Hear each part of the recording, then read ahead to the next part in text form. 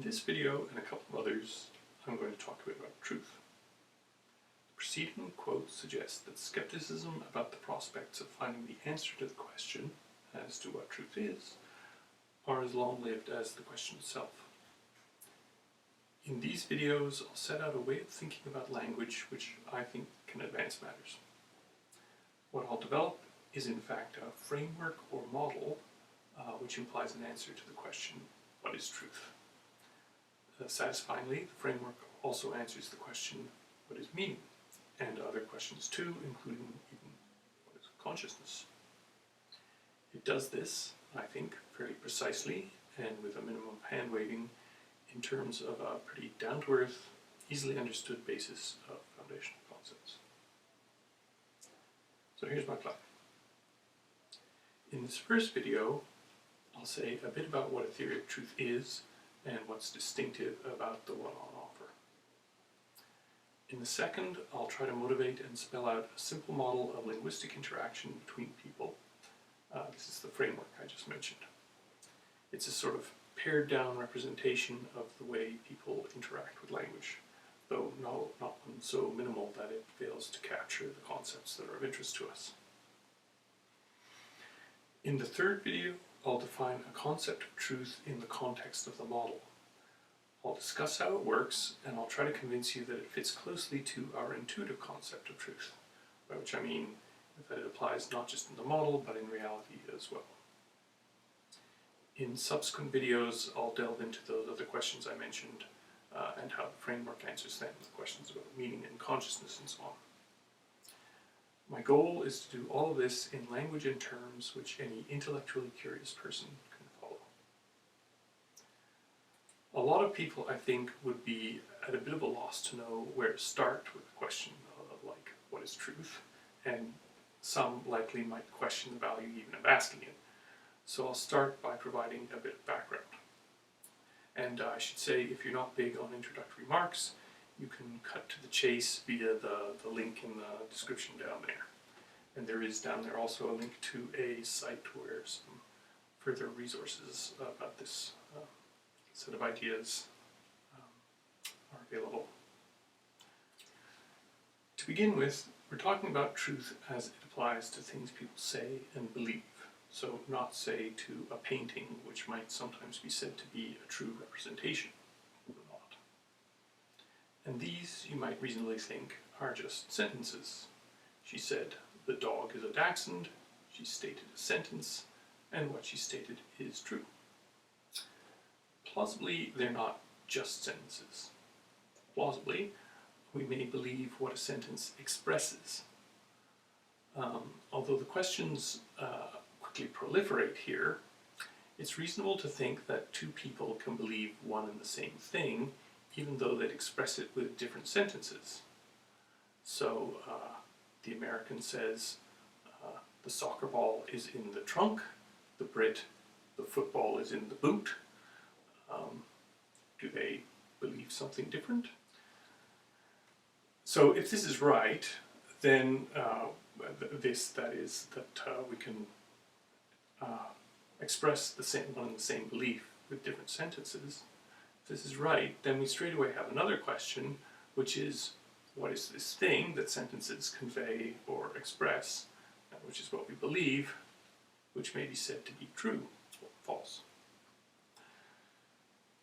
I'll follow the usual way of talking among people who talk about these things in calling this the proposition expressed by the sentence, and just note for now that the question as to what propositions, so again the meanings of sentences if you like, are, is A, no less challenging than the question about truth, and as it happens, B, nicely answered by the framework that will be presented.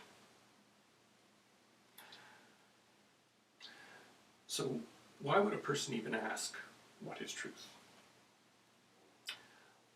Well, despite the skepticism I referred to at the beginning, it's not, I think, a very unusual sort of question. Consider a language which has no words for truth, falsity, factuality, or related concepts. Speakers of this hypothetical language would still be able to tell apart sentences which we, speakers of English, would call true and false. If you said to them in their language, say, that green is a shape, they'd reject what you'd said, and maybe utter the sentence in their language, meaning that green is a color, or that 4 times 7 equals 19, in contrast to 4 times 7 equals 28, or whatever might be obvious at the moment or not, like, say, that the sun is shining. So they naturally group sentences into 2 buckets, the ones we'd call true and the ones we'd call false. More than this, of course, but let's keep it simple for now. And this grouping would naturally matter to them. It would be normal for them to wonder what all the things in their first bucket have in common, to wonder why they group their sentences as they do. If now they were to coin in their language a word meaning what true does in English, they might be better able to frame their question and discuss it. But so the question about what the things in the bucket have in common, but they wouldn't yet have done anything substantive to start to solve it. So what then am I offering that's new? Suppose there is plainly in front of you a dog on a rug, and someone says, "The dog is on the rug." You might not think much of it, but the sentence will in some sense feel right.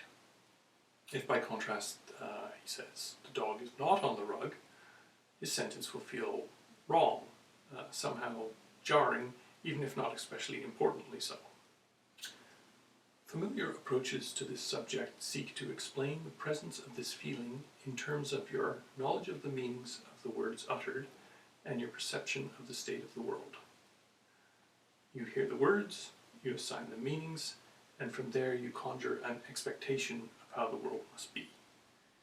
It's the confrontation of this, your expectation, with what your senses tell you about the world, which gives rise to the feeling in question. Now, without going into details, this familiar approach has problems. Like many, I subscribe to the view that they're insurmountable, and that meanings just aren't the right sorts of things to figure in such explanations, nor for that matter, perceptions. Neural events, maybe, but not meanings or perceptions. So this familiar old mentalistic explanatory enterprise, if this recent thinking is right, is misguided.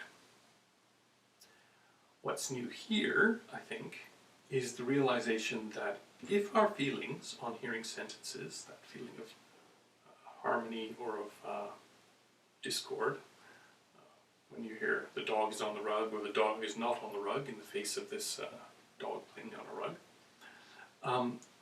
if these feelings on hearing sentences are explained otherwise than in terms of meanings, then they themselves, the feelings, become available to explain meanings and also truth. What I'm proposing, in short, is a kind of explanatory inversion.